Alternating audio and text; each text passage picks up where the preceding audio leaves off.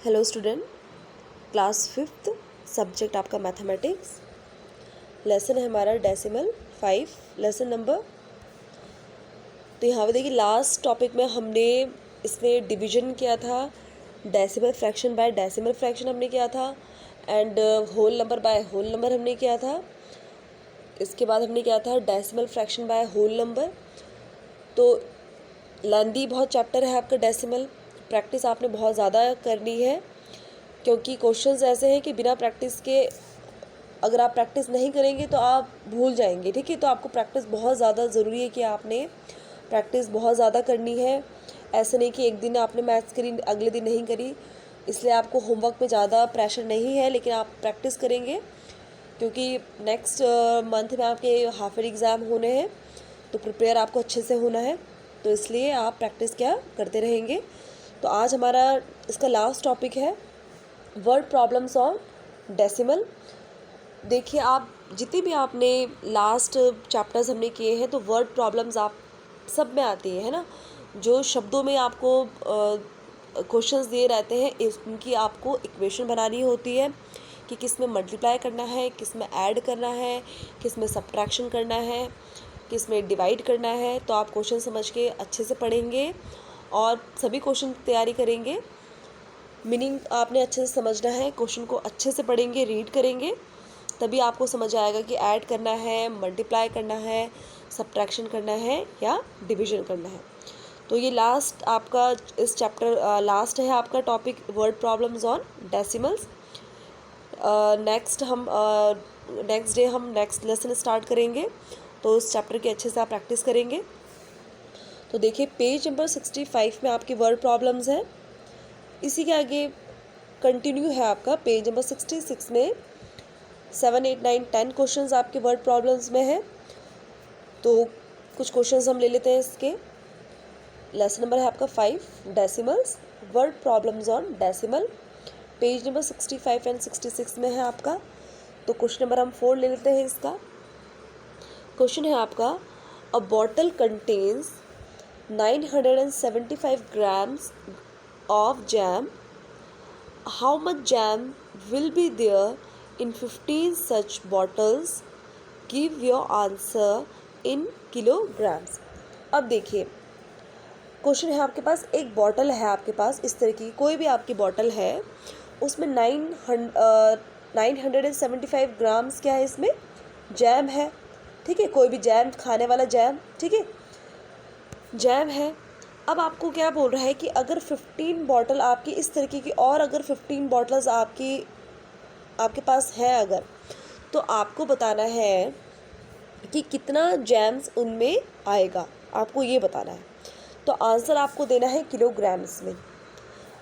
आपको क्वेश्चन है आपका कि अगर एक बॉटल में 975 ग्राम जैम है और अगर आपके पास कोई खाली 15 बॉटल्स आपके पास अगर हैं रखी हैं, तो उनमें कितना सारा जैम आपका एक बॉटल में आपका उनको मिला के कितना टोटल जैम वो आपका हो जाएगा। तो क्वेश्चन आपको किस में देना है, केजी में देना है, यानी कि किलोग्राम्स में। अब देखिए 1 बॉटल्स कंटेन 975 ग्राम्स जैम है आपका।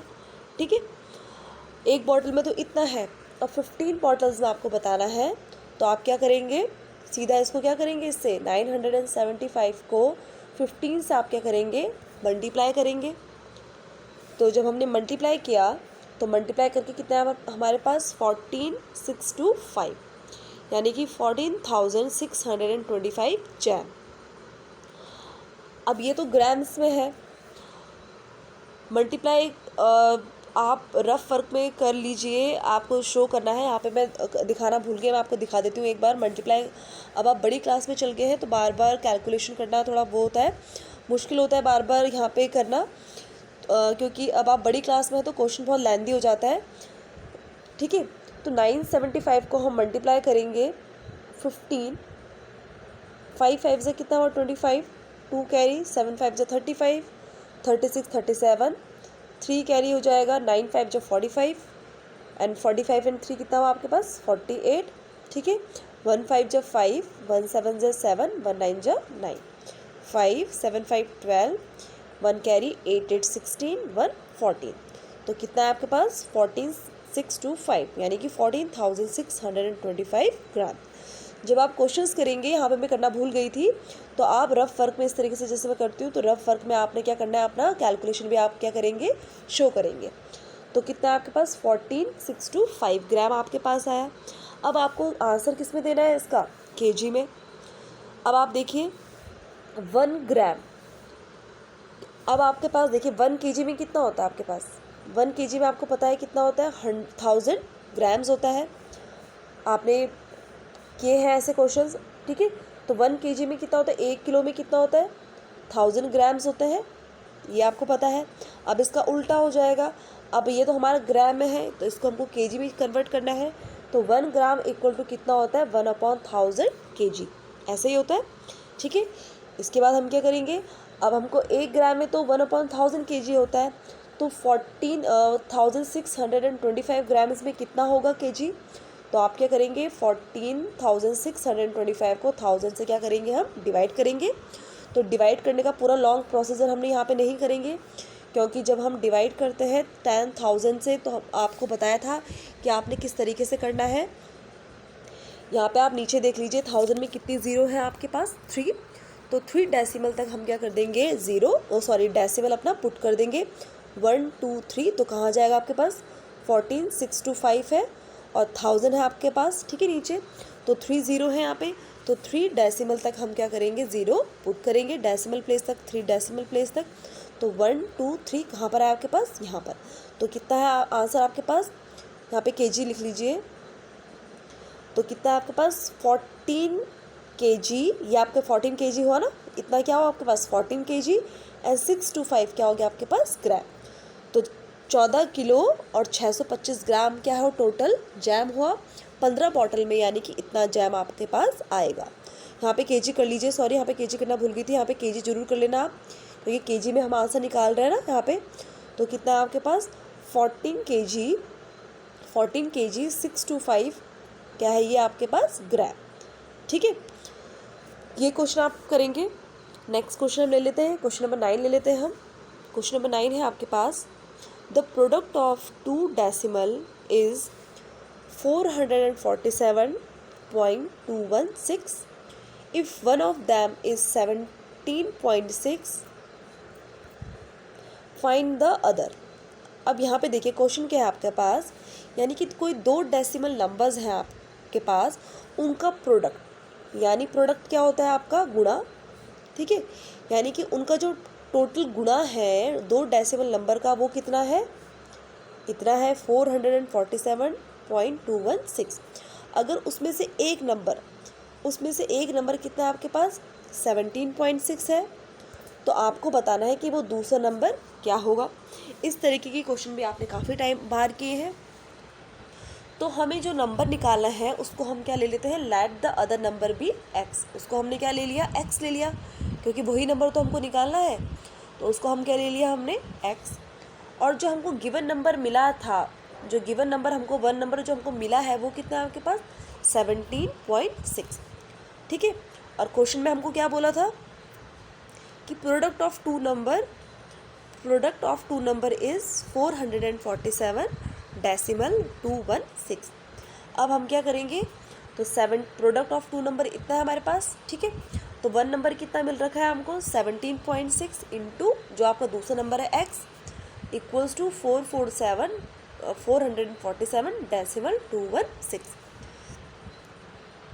अब आप क्या कर लीजिए, 17.6 को x से मल्टीप्लाई किया तो कितना है 17.6x इक्वल्स टू 447.216।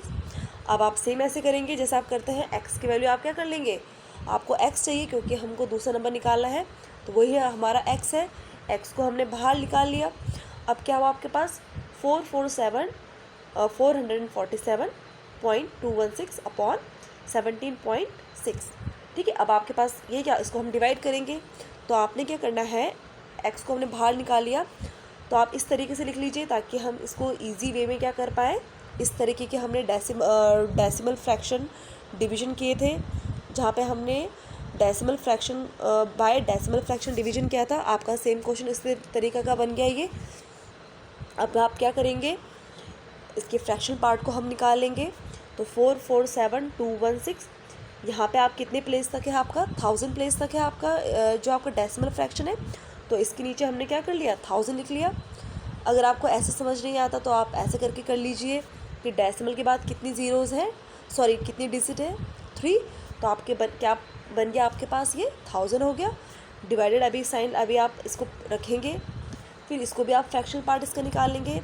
तो जो आपका डेसिमल फ्रैक्शन है कौन से प्लेस तक है, वो 1/10 प्लेस तक है, ठीक है। तो कितना हुआ 176/10।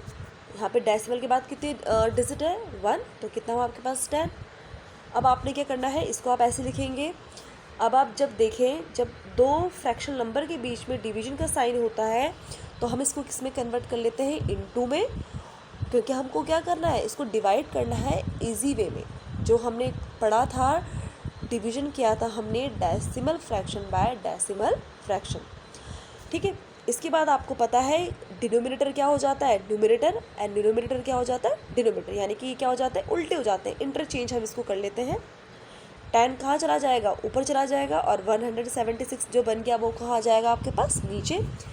अब इसको कट कर लीजिए, डिवाइड कर लीजिए, कट 0 से ये 0 हमारा कैंसिल हो गया, ठीक है।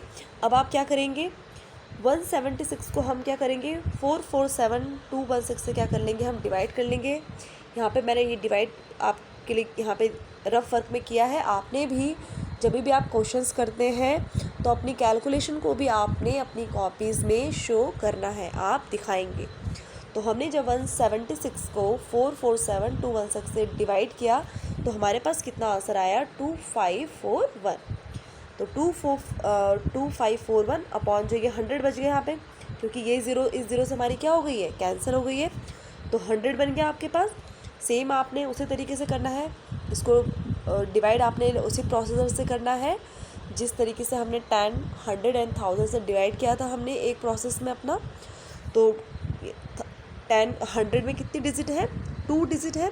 तो 2 डेसिमल तक हम 2 प्लेस तक हम क्या करेंगे, डेसिमल पुट करेंगे, यानी कि 2 डिजिट के आगे हम क्या कर देंगे, अपना डेसिमल पुट करेंगे।